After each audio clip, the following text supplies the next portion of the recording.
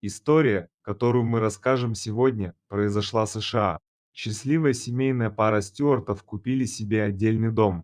Полноправным членом этой молодой семьи была прекрасная собака по кличке Тора. Каждый день супруги по очереди выгуливали собаку и дарили ей немного любви и заботы, которые она заслуживала. Все шло просто замечательно, однако в апреле прошлого года они начали замечать, что собака начинает вести себя странно. У нее пропал аппетит, и она казалась более беспокойной, чем обычно. Решив, что это может быть болезнь, они отвели любимую Тору к ветеринару, чтобы тот ее осмотрел. Но после обследования ветеринар не нашел ничего ненормального и вернул собаку домой. Пара была в замешательстве, не понимая, что происходит с их питомцем.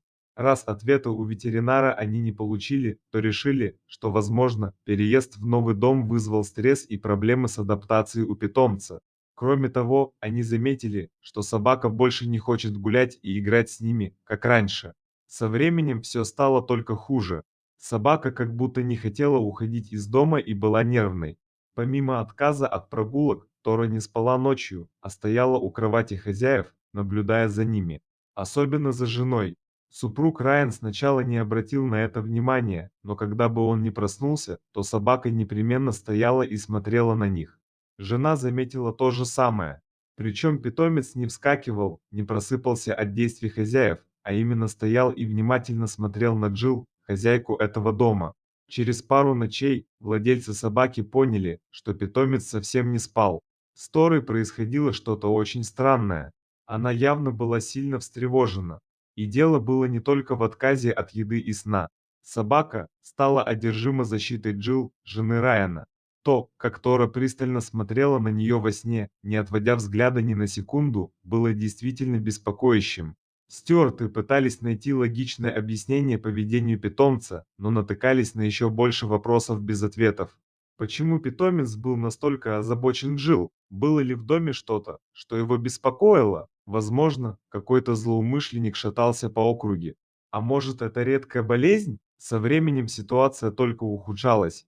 Тора отказывалась оставлять Джилл одну, и, если той нужно было куда-то уйти, собака становилась крайне тревожной, отчаянно лая, будто говоря, что в ее отсутствие случится что-то плохое. Райан и Джилл чувствовали себя все более некомфортно и напуганно из-за поведения собаки, но не знали, что происходит и как помочь питомцу. Они были по-настоящему встревожены странным поведением собаки, которое только усиливалось, держа их в постоянном напряжении.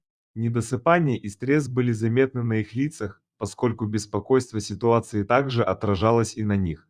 Они не знали, как реагировать на происходящее, а отсутствие ответов только усиливало отчаяние. Они искали в интернете, спрашивали соседей и друзей, но никто, казалось, не мог объяснить, что творится с их любимой собакой. Но самое странное произошло через 2 недели после появления первых странных симптомов у Торы. Пара начала слышать странные звуки на втором этаже дома, прямо над их спальней, будто что-то периодически скреблось по стенам. Но это было не все. Хозяева дома стали также слышать шаги наверху. Ситуация стала озадачивающей, поскольку второй этаж был нежилым помещением, куда они еще не поднимались с момента заселения. Прежний хозяин, кто продал им дом, сказал, что на втором этаже только старая мебель и старые вещи предыдущих хозяев, поэтому стюарты до сих пор не проявляли ко второму этажу интереса. В этот же вечер поведение собаки стало еще более резким. Тора одновременно лаяла и скулила, чем предупредила Райана и Джилл об опасности. Вероятность того, что наверху находилось животное, отпала, когда шаги наверху становились все громче и настойчивее. Видимо, то, что было наверху, услышала лай собаки этажом ниже.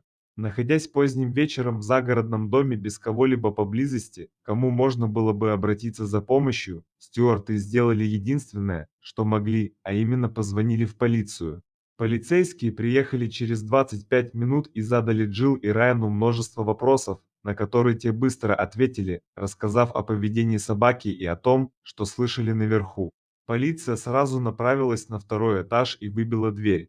Обнаруженное сильно удивило опытных правоохранителей.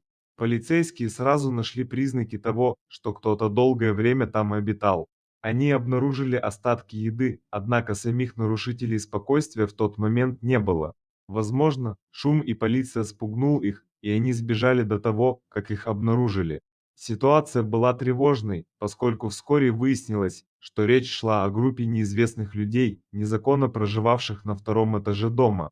Похоже, что эти люди выискивали в заброшенные дома, чтобы незаконно заселяться туда и жить бесплатно, не платя аренды и налогов за коммунальные услуги. Но это была лишь верхушка айсберга. Полиция проследила их след и выяснила, что эти люди были частью опасной преступной группировки, которая не только заселялась в заброшенные дома, но и в отдельно стоящие дома без соседей и до которых сложно быстро добраться полиции. После некоторого времени бандиты ночью спускались, связывали жильцов, а затем грабили их.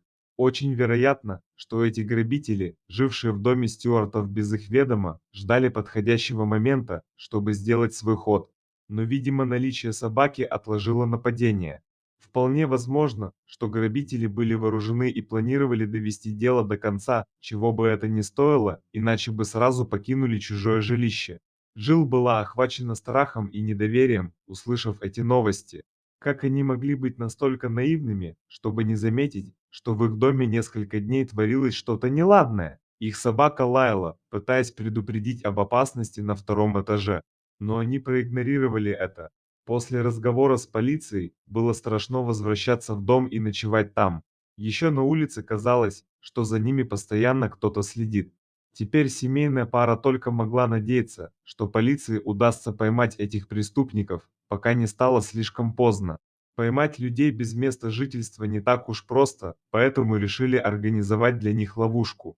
Дом Стюартов решили использовать как приманку и разместить нескольких сотрудников в штатском в близлежащем лесу, чтобы те оставались незамеченными, но при этом в шаговой доступности и могли наблюдать за перемещениями снаружи дома. Опытные офицеры знали, что если оставить дом без охраны, воры вскоре вернутся, посчитав, что хозяева уедут в другое место, и грабители успеют обчистить дом до приезда полиции. И в самом деле, через 2 дня банда вернулась, на этот раз более осторожно и замаскированно. Они обошли дом по периметру, убедились, что в доме никого нет, заглядывая в окна. Они с предвкушением направились грабить пустой дом. Как только группа проникла в дом, то со всех сторон появились полицейские и штурмовая группа поддержки, готовые применить оружие. В результате операции были задержаны с поличным 6 преступников. Некоторые попытались сбежать, другие сдались сразу. Стюарты, которые все это время жили во временном жилье, наконец-то смогли с облегчением вздохнуть, увидев, что преступники за решеткой и больше не представляют угрозы. Помощь полиции была ключевой, чтобы эта пара смогла вернуть себе безопасность и спокойствие. Но, конечно, нельзя преуменьшать заслуги настоящего героя этой истории, Тору, которая благодаря своим собачьим инстинктам с самого начала поняла, что ее семье угрожает опасность и пыталась защитить их всеми способами, привлекая внимание. Эта удивительная история еще один яркий пример того, на что способна собака ради защиты своей семьи. Тора настоящий герой и умничка. Не стоит пренебрегать сменой поведением питомца, собаки замечают гораздо больше опасностей, чем человек.